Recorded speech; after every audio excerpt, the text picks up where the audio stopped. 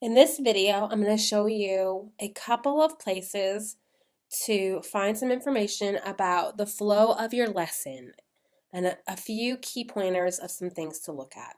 So I am using the online TE to demonstrate these things, but for the most part, these look exactly the same in your physical TE.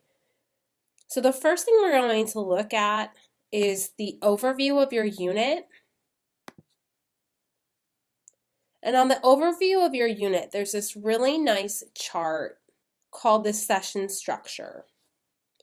And the session structure tells you session's title, along with the different types of activities that might be happening on that particular day.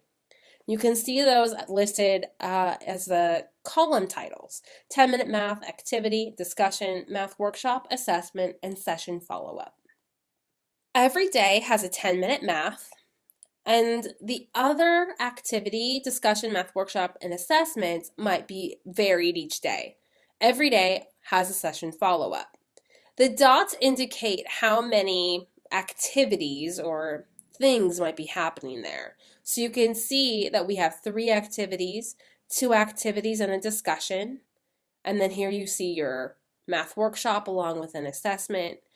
In this session, we're having 2 discussions that day. So it really varies. And I think that's one of the components that is a little bit different than the teaching structure that we are moving from and using in our inquiry-based investigations program here, is that it's not just the I do, we do, you do. You have different things happening. So you need to understand what types of activities and how many are happening in each day. So that's one place to get us started. So we're going to take a look at a regular day with activities and discussion in it, along with what a math workshop day looks like and that session's plan. Let's go into investigation 2. Let's take a look at the investigation planner. The investigation planner is this really nice table at the beginning of your investigation. Now, online, it looks a little bit different than in the book. In your book, it is a nice table, and it has the columns are the sessions. The rows will say professional development, materials to view ahead of time, materials to gather, and materials to prepare. So those are kind of all hidden in these little icons here. So you can see in this session 2.1, these are the materials that you would need to gather and prepare. And these are the standards that are covered. And these are the professional development. So I really don't like that everything is kind of hidden and you have to click on it, but it really is really nice in the physical TE. Let's take a look at session 2.2. This is the today's plan, or the session planner. This tells you what activities and things you are doing on one particular day. Notice the icons, the headings, and the titles that are on your page. You have the time icon that tells you how much time you're going to be spending on that activity. You have the icons that tell you what kind of activity, whether it's whole class, pairs, or individual. Then you have in red, you have the type of activity. Is it a discussion, an activity? Is it a math workshop, an assessment? So these go along with those headings that were on that original overview of the unit. We can see in today's session that we are going to be having a discussion on the relationships between the multiples of 5 and 10. And we're going to be doing an activity where we are highlighting the multiples of 3 and 6. Notice the session follow-up, the review and practice. Here it mentions this daily practice page. I want you to notice that there's no time next to this. And so the daily practice page is just a spiral review page at the end of every session. Day's session is not really encompassing that daily practice. So when you think about the flow of this day and what you're doing in those activities, the daily practice isn't really a part of that. So you can do the daily practice at the end of your session and use that as a spiral review practice, or when you're done with your work, do this type of thing in your day. Let's look at a math workshop day.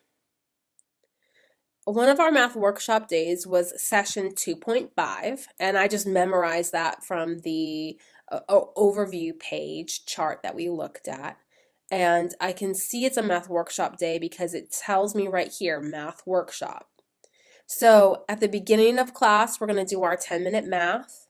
Then we're going to have a discussion, so sharing representations of multiples 3 and 6. Then we're going to do 15 minutes of an assessment activity where we're working independently, and 25 minutes of math workshop time. And you can see that during math workshop, students are going to be highlighting hundreds charts and doing an activity, how many legs. Most of the time, these activities are actually introduced prior to that day's session. And so there will be instructions on this maybe on the day before or maybe 2 days before, and you started doing a student activity page, and then they're going to complete it or do similar student activity pages during math workshop time. Or, like in this example, in the previous days, students have been highlighting hundreds charts to show multiples of numbers, and students are going to continue to do that with using other multiples. So they've already been introduced to the activity as a whole class, as partners, prior to them doing it independently. You can see another feature on this page is that it also kind of tells you what materials you're going to be using. And definitely the materials influence the flow of your day's lesson. Whether you're gathering manipulatives, what tools that you need that day, all of those transitions will affect the flow. So one of the things you need to consider is how you set up your classroom as far as physically, like where are your manipulatives located, and the procedures that you're using in order to use these different activities. I would encourage you to consider ways in which the manipulatives are located in one particular spot or location in your classroom, and that you are teaching students how to go get the manipulatives that they need for that day. How can you take the responsibility and put it on the students and not you? Otherwise, you're going to drive yourself crazy trying to pull all of the manipulatives and the card packages and the games and all the little things that you need for every day. Let's just take a look a little bit closer at the math workshop time in this day's lesson. So the math workshop time will tell you a little bit about what they might be doing, and it even tells you that this is actually the first experience for math workshop during this particular year. So it says make sure that all students spend time on the first activity before beginning student activity book page 28. So you need everybody to kind of start working on highlighting the hundreds charts before they do how many legs as a student activity book page. There will be instructions that they lay out here as far as which activities to do first and second, or which activities are a must do and which activities you can do over time, because you might have math workshop happening a couple days in a row, or maybe today and then later on in the week, and those activities are coming back. So every math workshop day is a little bit different, so you just need to pay attention to the instructions that they give you so that you can help your students know what work to prioritize over others. So that's a little bit about the flow of the lessons from the big picture perspective, looking at the overview of the unit, down to the sessions. Now, one thing we didn't look at is the mathematical content in the unit. The mathematics in this unit is an important component to helping you understand the flow of a lesson. Sometimes the flow of the lesson is contributed to the actual mathematics and how you're connecting one thing to the next. So reading the mathematics in this unit will help you understand how it is growing over the unit.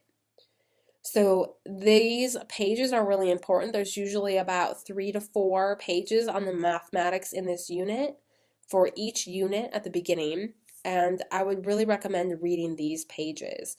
So that is a little bit about the flow of the lessons, the flow of a unit, to provide you a little bit of background as you dig in and continue to work. So I would love to continue the conversation, and I look forward to working with you throughout the year.